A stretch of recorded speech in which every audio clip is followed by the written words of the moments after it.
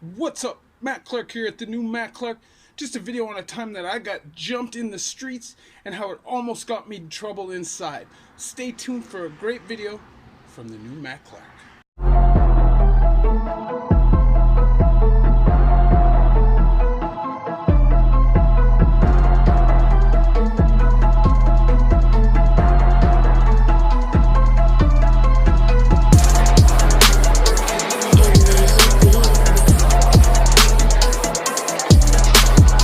What's up? What's good? Matt Clark here at the new Matt Clark. How are each and every one of you doing on this amazing Saturday morning?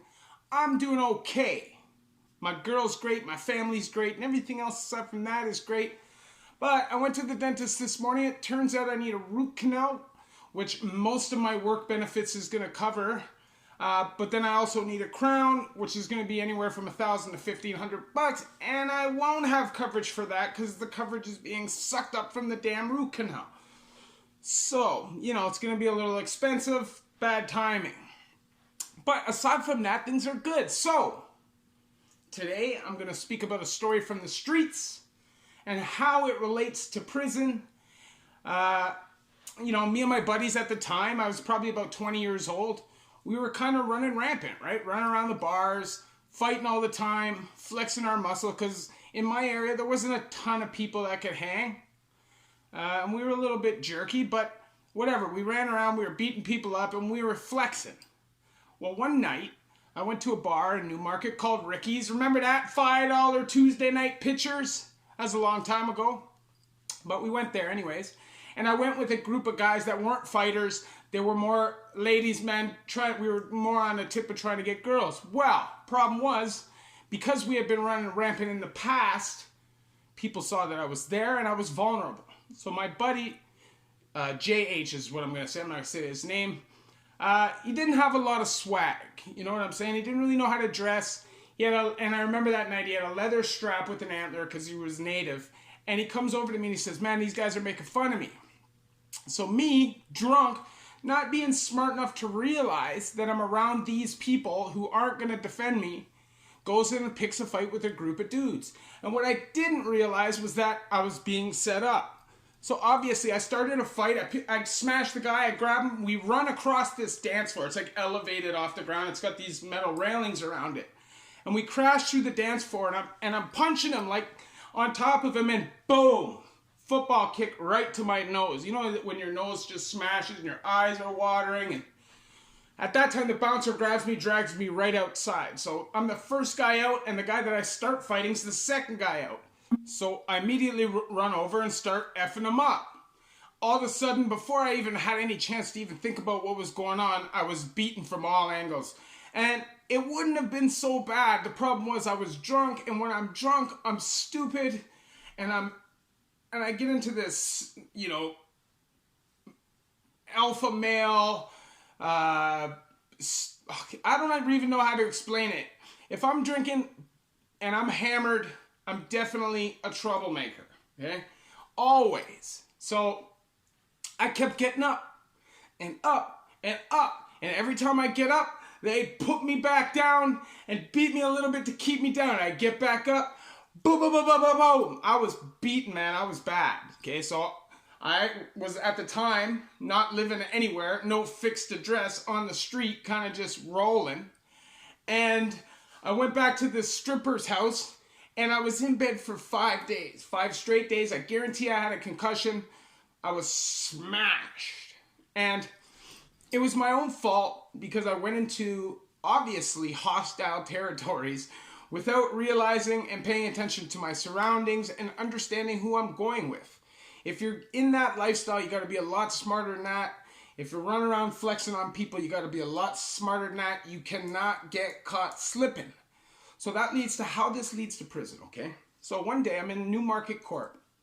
And Newmarket Court's like a big bullpen, and then it's got a couple individual cells that they pretty much just use to let people go to the washroom, or if people are run out of the bullpen, or they're scared and want to leave the bullpen, they'll put you over there in a little single cell by yourself. So I remember though, I'm sitting in the cell with this dude and I'm looking at him and I can recognize him, but I don't know where, but I know it's bad.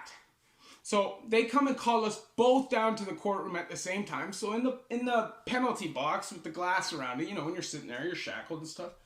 I realized that we're wearing the same shoes, the exact same shoes. They were all white Nike Air Flight mid-level with the red sole and the red around the Nike check, right? So I'm like, nice shoes, bro. And I look at him, I'm like, man, I swear I know you from somewhere. Now I know it's bad, but I'm not hinting to him that it's bad. And he goes, no, I don't know you. I'm like, all right. So we go upstairs, and when we go up to the bullpen, he goes into one of those small individual cells, and I go into the big bullpen. Now at this time, I'm doing regular bits, okay? I know a lot of people, right? And this dude is somebody that none of us know. And now he's over there. So I'm sitting there and I'm just standing. He's standing at the bars. And I go, bro, like, honestly, we have to, where do I know you from? He goes, Ricky's buddy, and starts wilding out. True check-in move, right? Waits till he's by himself, locked away in a cell. But the problem was, there's a guy in the bullpen from his range who he talks to, who I happen to know very well. Now, I obviously could have had it dealt with, but I didn't. But he said himself, why don't you shut the F up, bro? You were in this cell. Why don't you keep your damn mouth shut? You were over here, you had a chance to say something, and you didn't. So shut up, or when we get back to the range, I'm going to deal with you myself. That's how jail goes, right? You can't just run your mouth and just spew out your gate and act like a tough guy. That's not how it works. If you don't want to be a tough guy, that's fine. If you don't want to fight, that's fine. Just don't act like you're that person. You know what I'm saying? Now, provincial is a little different. You could be pushed into a situation where you don't necessarily want to be in it physically, right? But federal's a lot different. If you stay in your lane and every single day you act like the same person, you tell people, I don't want to fight. I'm not going to fight. That's not why I'm here. I want to go home. As long, you know, it doesn't matter. I'm telling you, you won't bring that energy. Nobody's going to fight you because they're going to know that you're not going to fight. Will you have respect the same way as somebody who does fight? Probably not. Will people be a little ignorant to you if you make them upset? They probably will, right? But just play your position.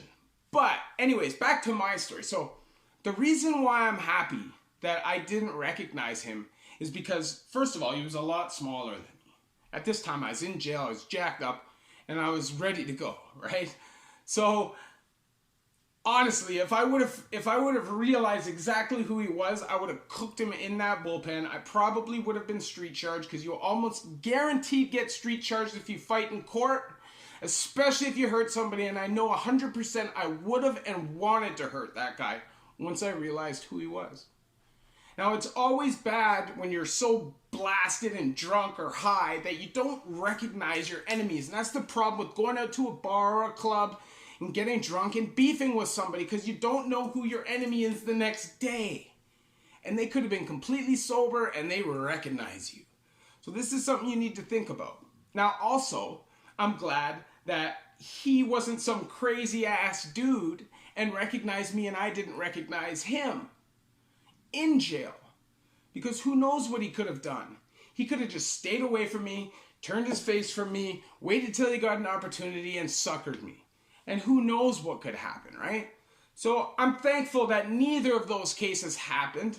Most likely the first case scenario would have been the case, because I was simply just a lot bigger than this dude. And I don't know if that's circumstantially from jail or not. Because I was so drunk that night, I really don't remember what he looks like. I couldn't tell you what he looks like now.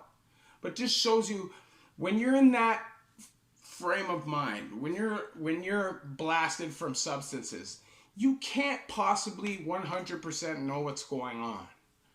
And that's another reason why, whether you're in prison or you're on the street, if you're intoxicated, you're vulnerable. You shouldn't be picking fights. You shouldn't be running around running your mouth. But you will, because you're intoxicated and you think you're the toughest. But, man, there's always somebody who's going to chop you down. And if you, by chance, pick a fight with somebody who's not intoxicated, whew, you're in big trouble, especially if they know they can fight. Anyway, I just wanted to shoot you a video. It's the weekend. It's not a prison story. It's more or less just a story. And, you know, I just was sitting at home alone and I felt like that's what I should do. So if you like this video, please hit that like button. Please hit that subscribe button and that bell notification button, and share with somebody on social media so we can spread the message. That's what we want to do. It's about being better. That's the movement, the better recovery movement. I'm still deciding, but it's not only about substance abuse. It's not only about prison reform and lifestyle change. It's about combining it all together and just being the best person you can be, given the cards you're dealt. So if you like my message, do what I asked before. There's a PayPal option if you would like to help and support the channel, or just support me because I help you. That would be great. And if not, that's great too. Thank you for watching my videos. It means the world to me. And to all of my 1,370 subs, thank you very much. I appreciate you. At the new Matt Clark.